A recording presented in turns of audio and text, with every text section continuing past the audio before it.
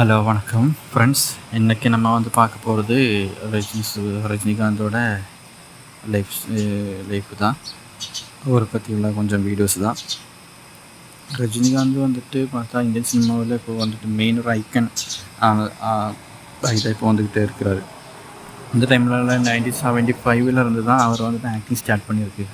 அந்த டைம்லலாம் அவருக்கு சின்ன சின்ன ரோலு அபூர்வ ராகம்னு சொல்லி ஃபஸ்ட்டு படம் தான். அதில் சிங்கிளாக அவர் இந்த டோர் ஓப்பன் பண்ணுற சீன் தான் மட்டும்தான் அவருக்கு கொடுத்துருந்தது. அதுக்கப்புறம் கொஞ்சம் சின்ன சின்ன ரோலு கேரக்டர்லாம் இருந்தது. அப்புறம் கமல்ஹாசனோட கூட தான் ஜாயின் பண்ணிவிட்டு 5-6 படங்கள்லாம் ஸ்டார்டிங் கேரியர்லாம் பண்ணியிருந்தார்.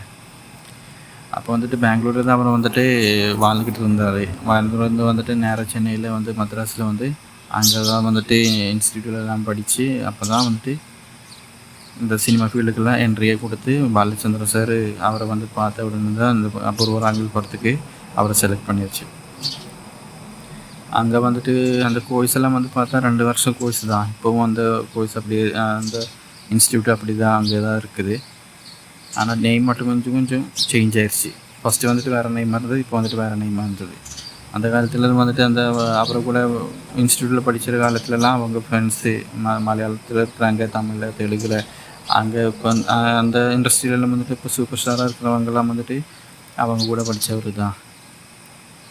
இந்த இடத்துல ஸ்ரீனிவாசன் சொல்லிட்டு ஒருத்தர் இறந்துருச்சு. அது அவரோட மிகப்பெரிய நண்பராக இருந்தது அந்த காலத்தில்.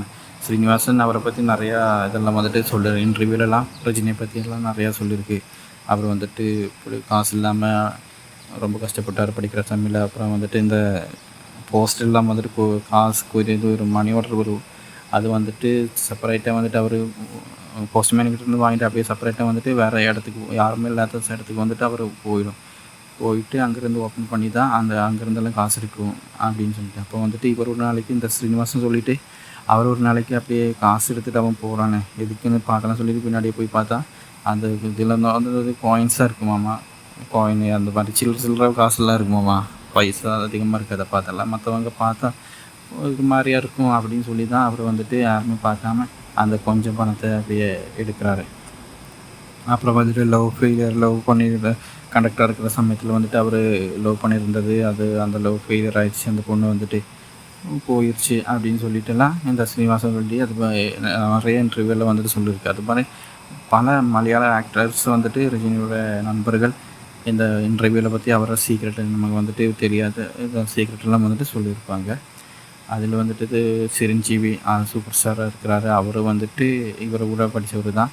இப்போ இண்டஸ்ட்ரியில் இருக்கானா இந்த ஃபஸ்ட் டைம்லலாம் சிரஞ்சீவி நல்ல ஹை பொசிஷனில் இருந்தார். இப்போலாம் அவருக்கு ஒரு ஆக்டிங் ரோலு கிடைக்கிறது தான் ரொம்ப கஷ்டமாக இருக்குது. ஆனால் அந்த சமயத்துலேருந்து இந்த டைமில் வரைக்கும் இவ்வளவு ட்ரெண்டிங்காக இருக்கிறது சூப்பர் ஸ்டார் ரஜினிகாந்த் மட்டும்தான். 75 அவருக்கு 75, 76, 78 அவருக்கு சூப்பர் ஸ்டார் பட்டம் தானு அவரை சொல்லிட்டு கொடுத்துருக்கான்னு சொல்கிறாங்க. அப்போவே உச்ச நட்சத்திரமாக ஆயிடுச்சு. அந்த ஸ்டார்டிங் கேரியரில் அந்த லெவலுக்கு ஏற்றணுன்னா அந்த டைம்லலாம் சிவாஜி, எம்ஜிஆர், கமல்ஹாசன் அவங்கெல்லாம் ரொம்ப ஹை பொசிஷனில் இருக்கிற டைமில் தான் இந்த மாதிரி கருப்பான ஒரு ஆள் பார்க்குறதுக்கும் ரொம்ப அழகாக இல்லை அப்படின்னு சொல்லி இருக்கிற ஒரு ஆள் தான் இந்த இடத்துக்கு வந்திருக்காருன்னா டெஃபினட்டாக அது 100% கடவுளோட அனுகிரகம் தான் மட்டும்தான் அவர் இந்த போஸ்டில் எடுத்திருக்காரு. இல்லாட்டி இந்த மாதிரி மற்ற இடத்துலலாம் இந்த சினிமா ஃபீல்டு அப்படின்னு சொன்னால் எப்பவும் நம்ம ரெக்கமெண்டேஷன் வேணும். மெயினாக ஆக்டிங் ஸ்கில்லு இதெல்லாம் டேலண்ட்டு அதெல்லாம் இருக்கிறவங்க இந்த இருக்கிறவங்களுக்கு தான் வாய்ப்பு கிடைக்கிறது ரொம்ப கஷ்டம். அதெல்லாம் அப்படியே போக வேண்டியது தான். அதாவது ரெக்கமெண்டேஷன் ஆளுக்கு வேணும், ஃபேமிலி பேக்ரவுண்டு வேணும்.